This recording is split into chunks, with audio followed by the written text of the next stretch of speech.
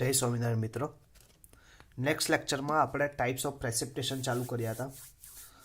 એમાં આપણે કોન્વેક્ટિવ precipitation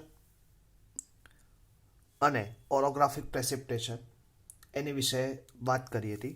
કોન્વેક્ટિવ precipitation એટલે કે સરફેસ ગરમ હોય એની લીધે વાર્મ એર આવે.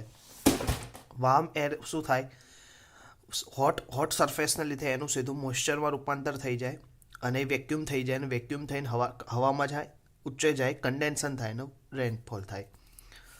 ક્લિયર? એવી રીતે બીજું હતું orographic precipitation. Due to mountain બેરિયર્સને ફ્રન્ટ ઓફ ઉપર થવાથી એની ઉપર શું થાય, અથડાવે, એની ઉપર લાગવાથી એની દિશા ફંટાઈ જાય. દિશા ફંટાઈને કઈ બાજુ જાય? અપલિફ્ટ સાઈડ થાય, વિન્ડવાર્ડ સાઈડ, અને તે જગ્યાએ વરસે. ક્લિયર? એની ઓપોઝિટ માઉન્ટેન બેરિયર્સની લીવાર્ડ સાઈડ જેટલો બને એટલો રેન કેવો થાય? મિનિમમ અથવા તો નહિવત પ્રમાણમાં થાય. ક્લિયર? તો આ શું હતું? Orographic precipitation. અને measurably source of precipitation in India, that is a one types of orographic precipitation. એ જ શ્રેણીમાં આપણે આજે આગળ સાયક્લોનિક પ્રેસિપિટેશન. હવે મિત્રો, સૌથી પહેલાં સાયક્લોન એટલે શું એ આપણને ખબર હોવી જોઈએ. જય સ્વામિનારાયણ. હા, બોલો, સાયક્લોન એટલે શું? ક્લિયર? હવે સાયક્લોન એટલે કે એક લો એર પ્રેશરનું એક ઝોન ડેવલપ થાય. આ ડેવલપ ઝોનને લીધે શું થાય, એ જે જગ્યાની વાર્મ મોઇશ્ચર એર છે એ શું થાય, કન્ડેન્સ સીધું વેક્યુમમાં રૂપાંતરિત થઈને હવામાં જવાનો પ્રયત્ન કરે. અને સાથે સાથે શું કરે, જે તે જગ્યાએ જે હોય એ જગ્યાના બીજા માસને ભેગા કરે અને પોતાની તરફથી આકર્ષે. ક્લિયર? તો cyclonic precipitation is occur due to pressure difference. Cyclonic precipitation ક્યારે થાય? It occurs due to pressure difference between ground and water body. Mostly આ વસ્તુ તમને જોવા મળતી હશે દરિયા કિનારાના વિસ્તારમાં. તમે હમણાં ઘણી વખત જોયું હશે, નવા સાયક્લોન દરિયા કિનારાથી આપણો ગુજરાતની બોર્ડર તરફ, દરિયા કિનારા તરફ આવતા હોય. તમે આ સાંભળ્યું બી હશે, નવા નામ સાથેના કોઈક ને કોઈક આવા સાયક્લોન આવતા રહેતા હોય. હવે આ સાયક્લોન મોસ્ટલી ઉદ્ભવે કઈ જગ્યાએ? તો કે મોસ્ટલી દરિયા કિનારાના કોસ્ટલ બેલ્ટ એરિયામાં આનો સૌથી વધારે પ્રતિભાવ હોય. It occurs due to pressure difference between ground and water body. હવે અહીંયા જે વોટર બોડીઝ લખી એટલે ઓશન અને સી. ગ્રાઉન્ડ એટલે કે જે કોસ્ટલ એરિયા, કે જે દરિયા કિનારાના કાંઠા પ્રદેશ વિસ્તાર છે એ જગ્યાએ. A cyclone is large zone of low pressure. હમણાં જ મેં વાત કરી. હવે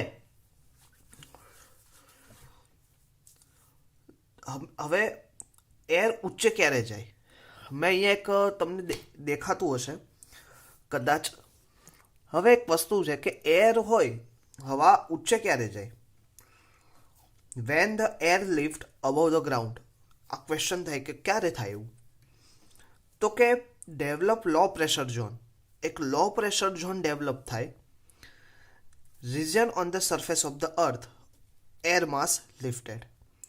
એટલે કે લો પ્રેશર એક ઝોન ડેવલપ થાય. હવે હાઈ પ્રેશર ઝોન હોય તો શું થાય? જમીન ઉપર પડ્યો રહેશે. ક્લિયર? હાઈ પ્રેશર ઝોન હોય એ તો જમીન ઉપર રહ્યા કરશે. પણ જે લો પ્રેશર ઝોન ઉત્પન્ન થાય એટલે નાની હવા શું કહેવાય, અપલિફ્ટ કરવાનો પ્રયત્ન કરે, ઊંચે જાય. એટલે કે cyclone is a large zone of low pressure which is surrounded by circular wind motion. હવે સર્ક્યુલર વિન્ડ મોશન તો થઈ જાય, પણ એની સાથે સાથે શું કરે, બીજા આજુબાજુના જે પ્રેશર હોય એને એક્ટિંગ કરવાનો પ્રયત્ન. આજુબાજુનું એ પ્રેશર સાયક્લોન પ્રોડ્યુસ થાય પણ એ સાથે સાથેના બીજા લોકોને પોતાની તરફ લઈને ઉપચે જાય. એટલે કદાચ હવે તમે જોવા આ લેક્ચર પૂરો કર્યા પછી તમે સાયક્લોન વિશે જોજો. Cyclonic precipitation will have medium high intensity. એટલે કે કેટલી છે? મીડિયમ હાઈ ઇન્ટેન્સિટીમાં પ્રોડ્યુસ થાય. હવે આ સાયક્લોન પ્રેસિપિટેશન છે એને આપણે બીજા બે પ્રકારમાં વેચી શકાય. એક તો તમારું ફ્રન્ટલ પ્રેસિપિટેશન અને નોન ફ્રન્ટલ પ્રેસિપિટેશન. કેમ એવું થાય તો એના વિશે આપણે જોઈએ. Okay, frontal precipitation. હવે આમ તો છે ને કેવું થાય, પ્રેશર ડિફરન્સ એટલે કે આપણી પાસે બે પ્રેશર ડિફરન્સ છે, લો એર પ્રેશર અને હાઈ એર પ્રેશર. એટલે ઘણી વખત શું થાય, લો એર પ્રેશરવાળું જે માસ છે એટલે કે જે કોલ્ડ એર માસ છે એ હોટ એર માસ એટલે કે જે સ્ટેડી છે એની જોડે અથડાય અને એની જોડે અથડાઈને હવા ઊંચી જાય. બીજું કેવું છે, કોલ્ડ એર માસ સ્ટેડી છે અને હોટ એર એની જોડે શું થાય છે, અથડાય છે. એને લીધે શું થાય, હોટ એર ઉપર જાય, વાર્મ એર માસ. ક્લિયર? એટલે કે frontal precipitation is hot and cold air માસનું એકબીજાની સાથે અથડાવવું. ફ્રન્ટલ પ્રેસિપિટેશન એટલે કે મગજમાં આવું શોર્ટ ટર્મ મેમરી રાખીએ ને એટલે આપણને આખા 2 પેજ 5 પેજનો ક્વેશ્ચન એમને આવડે. ફ્રન્ટલ એટલે આપણા માઇન્ડમાં એટલું જ ક્લિયર હોવું જોઈએ કે હોટ અને કોલ્ડ એર માસનું એકબીજાની સાથે શું થાય, અથડાવવું. ક્લિયર? હોટ અને કોલ્ડ એર માસનું એકબીજા સાથે અથડાવવું એને કહેવાય ફ્રન્ટલ પ્રેસિપિટેશન. ક્લિયર? હોટ અને કોલ્ડ એર માસનું એકબીજા જોડે ન અથડાવવું એને કહેવાય non frontal precipitation. When the moving warm moisture air mass is obstructed by the zone of cold air mass, એટલે કે ઝોન ઓફ કોલ્ડ, અહીંયા ઠંડો પ્રદેશ, ઠંડુ વાતાવરણ, એટલે કે ઠંડી હવાને લીધે વાર્મ એર માસ કોની જોડે અથડાય, ઠંડી હવાના વાતાવરણમાં રહે એની જોડે અથડાઈને શું કરે, હવામાં ઊંચે જાય જોયું છે. અને હવામાં ઊંચે જાય એટલે અહીંયા કન્ડેન્સન થાય એટલે વિસ્તારમાં શું કરે, વરસાદ આપે. હવે એ જ જગ્યા અહીંયા zone of hot air mass અને અહીંયા શું થાય, કોલ્ડ એર અહીંયાથી જતી હોય તો ફ્રન્ટ અપ થાય અને ફ્રન્ટ અપ થઈને અહીંયા પ્રોડ્યુસ થઈ જાય. એટલે કે બે રીતે આ બંનેને શું કહેવાય, ફ્રન્ટલ પ્રેસિપિટેશન. એવું જરૂર નથી કે અહીંયા ઝોન ઓફ કોલ્ડ એર જ હોય, હોટ એર બી હોય અને અહીંયા વાર્મ મોઇસ્ચર કોલ્ડ એર હોય. આ બી રીતે બી થઈ શકે, આવડશે. When the moving warm moisture air mass is obstructed એટલે કે ઓબ્સ્ટ્રક્ટ કરે, કોઈ બી વસ્તુને નડવું. વાર્મ મોઇસ્ચર એર માસને કોલ્ડ મોઇસ્ચર એર માસ શું કરે છે, ઓબ્સ્ટ્રક્ટ કરે. When the warm moisture air rise up એટલે શું થાય, રાઇઝ થાય, ઉપર જાય, as it is lighter than cold air mass to higher altitude where it get condensed and heavy rainfall occurs. This is known as frontal precipitation. Clear? ઘણી વખત અમદાવાદમાં તમે જોયું હશે કે સર 5 વાગ્યા સુધી તો તડકો હતો, તો 5 વાગ્યા પછી અચાનક વરસાદ આવ્યો અને આખું પાણી કરી દીધું. ધ ફ્રન્ટલ પ્રેસિપિટેશન ડિફરન્સ બીટ પ્રેશર ડિફરન્સને લીધે જે વરસાદ પડે. ક્લિયર? એટલે કે શું થાય, વાર્મ મોઇસ્ચર એર હોય અને ઝોન ઓફ કોલ્ડ એર માસ હોય, એની જોડે શું થાય, ફ્રન્ટ થઈને હવા ઊંચે જાય, કન્ડેન્સન થાય પ્રેશરને લીધે અને વરસાદ આવે. ક્લિયર? સોરી. અને એ જ જગ્યાએ non frontal air mass. When the warm moisture air mass rushes to zone of low pressure from the surrounding area, a pocket is formed and warm moisture air rises up like chimney toward higher altitude. હવે તમે ઘણી વખત જોયું હશે, એક low pressure વાળો zone હોય, જો તમને એની ફિગર દેખાડું, આ લો પ્રેશર વાળો ઝોન છે, દેખાય છે, બે બાજુથી વાર્મ મોઇસ્ચર એર આવે. આ લો પ્રેશરવાળા ઝોનને લીધે શું થશે, એ અપલિફ્ટ થાય. મેં હમણાં જ વાત કરી, અપલિફ્ટ થઈને ક્લાઉડ ફોર્મિંગ કરે અને કન્ડેન્શન થાય ને એ જ જગ્યાએ વરસાદ આવી જાય. Zone of low pressure. Clear? તો કે આ જે પ્રેશર છે એ નોન ફ્રન્ટલ પ્રેસિપિટેશન કહેવાય. Because when the warm moisture air mass rises to the zone of low pressure from the surrounding area, a pocket is form and warm moisture air rises up like chimney. જે રીતે ચીમનીમાંથી ધુમાડો કેમ જેવી રીતે rise up થાય toward high altitude.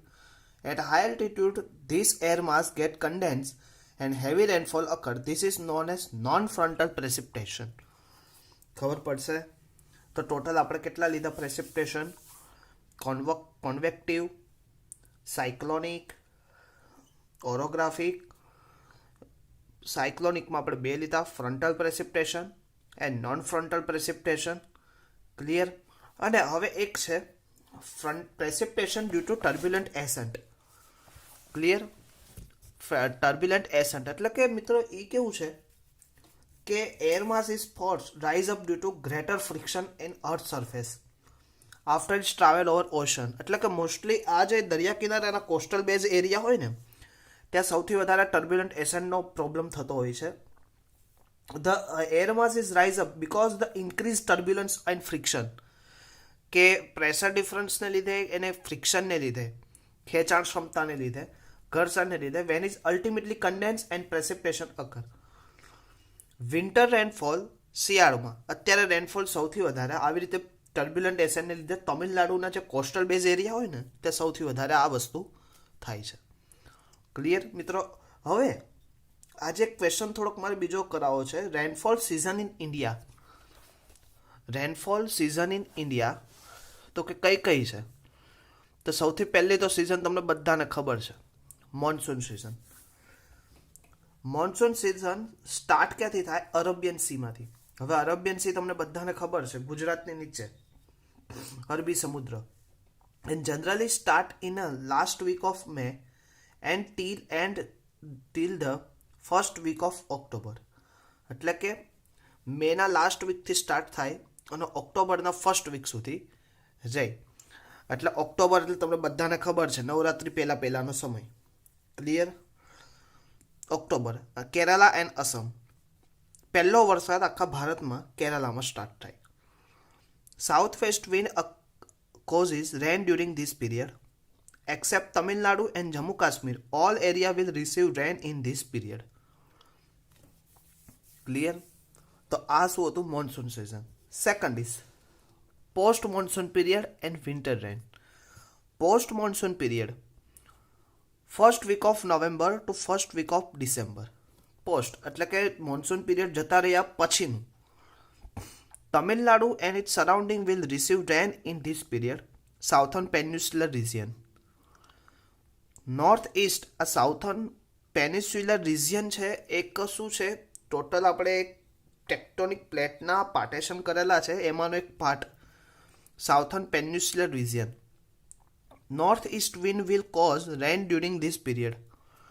North east wind. હવે north east એટલે કયું થાય? અહીંયા મેં દેખાડ્યું છે નોર્થ અને સાઉથ. તમે સર્વેઇંગમાં ઓલરેડી ભણ્યા જ છો, ઈસ્ટ અને વેસ્ટ. તો નોર્થ અને ઈસ્ટ વચ્ચેનું જે પાર્ટેશન થઈ કયું આવે? North east. એટલે કે આ ડાયરેક્શનની હવાને લીધે શું થાય? North east wind will be cause rain during this period. પાછી આવતી હવાને લીધે. વિન્ટર રેન આ મોસ્ટલી પાછી આવતી કેમ કે જે હવા જાય એ પર્વતોને અથડાઈને દિશા ફંટાય. બધો તો વરસાદ પડે ને, અડધી દિશા ફંટાઈને જાય તો એ અડધું જમ્મુ કાશ્મીર, પંજાબ. તો કે આવી જગ્યાએ જાન્યુઆરી ફેબ્રુઆરીના મહિનામાં શું થાય? સ્નોફોલ થાય. December last week to February last week Jammu Kashmir will receive rainfall and snowfall this period. તો ટોટલ આપણા આમ જોવા જઈએ રેનફોલની 3 સિઝન આવે: monsoon period, post monsoon period અને વિન્ટર પીરિયડ. એટલે કે મેથી સ્ટાર્ટ થાય અને ફેબ્રુઆરીના લાસ્ટ વીક સુધી મોસ્ટલી આટલો પીરિયડ શું થાય? આપણા ભારતમાં કોઈની કોઈ છેડે આવી રીતે વરસાદની આપણે પ્રેસિપિટેશનની પ્રાપ્તિ થાય કે જેથી આપણા રિસોર્સમાં શું થાય? એનો વધારો થાય.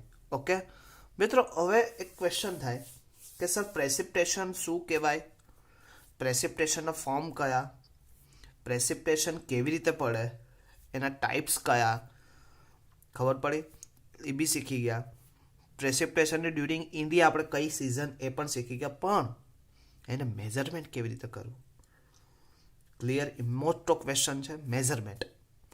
તો મેઝરમેન્ટ કેવી રીતે કરવું તો એના વિશે આપણે આજે આગળ જોઈએ. મેઝરમેન્ટ ઓફ પ્રેસિપિટેશન દેખાય છે ને? વિઝિબલ છે? Okay. It is measured as vertical depth of water that could be accumulated over the leveled ground. It is precipitation is retained where it fell. એટલે કે હવે વરસાદ પડે તો સૌથી વધારે માપવા માટે આપણી પાસે બે જ ક્રાઇટેરિયા. એક તો એ ડેપ્થ, કેટલી ડેપ્થમાં એ વોટરમાં, કેટલી ડેપ્થમાં એ વરસાદ પડ્યો. ક્લિયર? તો એ આપણે જાણી શકાય. તો હવે ડેપ્થ ઓફ વોટર જેમ તેમ ના મૂકી શકાય. હવે બાય સપોઝ આપણે ઘણી વખત ખબર તમે લોકો મોટું કોઈ વાસણ લઈને જ્યારે વરસાદ આવતો હોય ત્યારે આપણે પાણી ભરવા મૂકીએ. હવે પાણી ભરવા તમે ત્રાસી સપાટી પર મૂકશો તો એનો કંઈક અસર થશે. તમે એક સમતલ સપાટી પર મૂકશો એની કંઈક તમને પ્રોપર મળશે. તો કે તમારે એક સમતલ સપાટી પર મૂકવાનું. તો સમતલ સપાટી પર આપણે મૂકીએ લેવલ ગ્રાઉન્ડ ઉપર, તો આપણે કેટલો પ્રેસિપિટેશન રિટેન થયો એને આપણે મેઝર કરી શકીએ. હંમેશા પ્રેસિપિટેશનને મેઝર કરવા માટે પર એરિયામાં વપાય. હવે આપણે ઓલરેડી જ્યારે ઇન્ટેન્સિટીની વાત કરી હતી પહેલા લેક્ચરમાં, પ્રેસિપિટેશનમાં રેનફોલ લીધું હતું. રેનફોલમાં આપણે વાત કરી હતી રેનફોલ ઇન્ટેન્સિટી, એમાં આપણે કીધું હતું કે પર area. Rain gauges are most commonly used for measurement of precipitation, both in terms of rainfall and snowfall. Rain gauge કેવી વસ્તુ છે કે તમે એને મેઝર કરી શકો ઇન્ટેન્સિટીના ફોર્મમાં, precipitation in both in term rainfall અને snowfall. They are also known as, હવે જુદી જુદી જગ્યાએ જુદા જુદા નામ આવા સાંભળ્યા હશે. પ્લ્યુવિયોમીટર, ઓમ્બ્રોમીટર, હેટોમીટર અને ઉડોમીટર. આ બધા નામથી પ્રખ્યાત છે, પણ આ બધા નામ મુખ્યત્વે જોડાયેલા છે તો પાછા રેંગેજ જોડે છે. એટલે ઘણી વખત કોમ્પિટિશનલ એક્ઝામ હોય ત્યારે તમને પૂછાય કે બિલો the which name is used in measurement of rainfall અથવા તો મેઝરમેન્ટ ઓફ પ્રેસિપિટેશન. એટલે આપણને તો આવા નામ ખબર જ ન, પ્લ્યુવિયોમીટર, ઓમ્બ્રોમીટર, હેટોમીટર, ઉડોમીટર. એટલે આપણે શું કહે, આપણે તો રેંગેજ છે, રેંગેજ ટીક કરીને આવી જઈએ. તમે જોઈએ ને કે આ બીજાના નીચે લખ્યું ઓલ ઓફ ધ અબવ, એટલે ઓલ ઓફ ધ અબવ આવે, અથવા તો ઓલરેડી તમને રેંગેજ બી ના આપેલું હોય, આમાંથી કોઈ બી એક નામ આપેલું હોય, પ્લ્યુવિયોમીટર, ઓમ્બ્રોમીટર, હાઇટોમીટર, ઉડોમીટર, અને બાકીના બીજા જગ્યાએથી નામ પીટો ટ્યુબ ને વેન્ચુરીમીટર ને ફ્રોડ નંબર ને એવા કોઈક નામ આપેલા હોય. એટલે એમાંથી આપણને ઓળખવું હોય તો આ રીડ કરેલા હોવા જોઈએ. Mostly in India there are two main types of rain gauge which are used in measure the precipitation. Properly is a two types. One is a non-recording type non-recording type rain gauge and second is recording type of rain gauge. એક કેવું છે કે recording એટલે કે non recording, એનો recording અને non રેકોર્ડિંગનો મતલબ આપણે સમજીએ. રેકોર્ડિંગ એટલે શું? તો કે રેકોર્ડિંગ એટલે એ બી મશીન જ છે, પણ એ શું કરે છે, વરસાદ જે પડે છે એને એ શું કરે છે, પોતાને એક ઝાડ બીકરની અંદર ભરી રાખે છે. ક્લિયર? અને ત્યારબાદ તમારે એનું શું કરવાનું હોય છે, મેઝર કરવાનું છે. એટલે કે કેટલી ડેપ્થ સુધી પાણી ભરાણું, કેટલા સમય સુધી પાણી ભરાણું. ક્લિયર? હવે રેકોર્ડિંગ આ intensity should not measure, intensity measure કરી આપતું નથી, એ તમારે જાતે મેન્યુઅલી કરવાનું. જ્યારે રેકોર્ડિંગ ટાઈપ રેન ગેજ શું છે, એ આપણને ઇન્ટેન્સિટી મેઝર કરી આપે છે, because it is automatic and machine tools that can be use in machine tools and no innovative. Clear? તો રેકોર્ડિંગ ટાઈપ રેન ગેજ એ આપણે એવી રીતે વાપરીએ. Non recording type rain gauge mostly આપણે ઇન્ડિયામાં તમે જોયું હશે કે આ બધા રેકોર્ડિંગ અને નોન રેકોર્ડિંગ જુદા જુદા વિસ્તારોમાં પ્રોવાઈડ કરવાનું કામ પહેલાં ઇન્ડિયન મેટ્રોલોજીકલ ડિપાર્ટમેન્ટ કરતું હતું. પણ ધીરે એની પાસે કામનું બર્ડન વધતા નવા શહેરો, નવા તાલુકા, નવા ડિસ્ટ્રિક્ટની સ્થાપના થતાં એને શું કર્યું, જે તે સ્ટેટ ગવર્મેન્ટને ઓથોરિટી આપી દીધી. અને સ્ટેટ ગવર્મેન્ટ પોતાની ઈચ્છા પ્રમાણે વિસ્તાર નક્કી કરે ને એ પ્રમાણે એને ત્યાં મૂકે. તમને ખબર ન હોય કે ગાંધીનગર, અમદાવાદમાં જેટલા વોર્ડ હોય ને, વોર્ડ દીઠ ધારો કે નિકોલ, બાપુનગર, ઇન્ડિયા કોલોની, ઉસ્માનપુરા, તો કે વોર્ડ દીઠ શું હોય, ત્યાં રેનફોલ મેઝરમેન્ટ કરવા માટે રેનગેજ પ્રોવાઈડ કરેલું હોય. ક્લિયર? તો કે સર રેનફોલ રેનગેજ પ્રોવાઈડ કરવા માટે જગ્યા તો જોતી હોય, ખુલ્લું મેદાન પણ જોતું હોય, તો કે હોય જ. તમે લોકો મ્યુનિસિપાલિટીના કેટલા એવા ખુલ્લા મેદાન તમારી નજરમાં જ દેવો, ત્યાં એ લોકોએ રેનફોલ મૂકેલું, રેનગેજ મૂકેલું જ હોય, એનું મેઝરમેન્ટ થતું હોય. જ્યારે વરસાદ આવે ત્યારે એ લોકો શું કરે, 2 to 3 અવરે એનું ટેસ્ટિંગ ચેકિંગ કરતા હોય, બિકોઝ જે અંદરનું જે બીકર હોય ને એ નાનું હોય. આ તો અત્યાર સુધીની વાત કંઈ કરું છું નોન રેકોર્ડિંગ ટાઈપ. હવે તો રેકોર્ડિંગ ટાઈપ આવી ગયા એટલે હવે કોઈ ટેન્શન નથી હોતું. કોઈક અર્બન હેલ્થ સેન્ટર કે કોઈક એવી જગ્યાએ કે જ્યાં કોઈ ડિસ્ટર્બન્સ ના થતું હોય ઓબ્સ્ટ્રક્શન ના થતું એવી જગ્યાએ પ્રોવાઈડ કરી દીધું હોય એટલે કે 2 to 3 અવર્સના ગાળામાં રીડિંગ કન્સિડરેશન કરે. રીડિંગ કન્સિડરેશન થાય એટલે આપણને સીધો વરસાદ પડે ને એના વિથિન 50 to 20 મિનિટમાં કહી દે, ન્યૂઝપેપરમાં આવી જાય કે આજે અમદાવાદમાં 1 કલાકની અંદર 4.5 ઇંચ વરસાદ પડ્યો, સમગ્રતઃ જળબંબાકાર. આવું સાંભળ્યું હશે તમે લોકોએ. દેટ ઇઝ અ ડાયરેક્ટલી આવી રીતે આપણને ખબર પડે. ક્લિયર? તો કે recording type and non recording type language, એના વિશે આપણે નેક્સ્ટ ટાઈમ ડિટેલ ચર્ચા કરશું. એના જુદા જુદા ઇન્સ્ટ્રુમેન્ટ કયા છે એના વિશે વાત કરશું. તો મિત્રો આવી જ રીતે નેક્સ્ટ ટાઈમ આપણે ફરીથી મળશું. ત્યાં સુધી મિત્રો જય સ્વામિનારાયણ.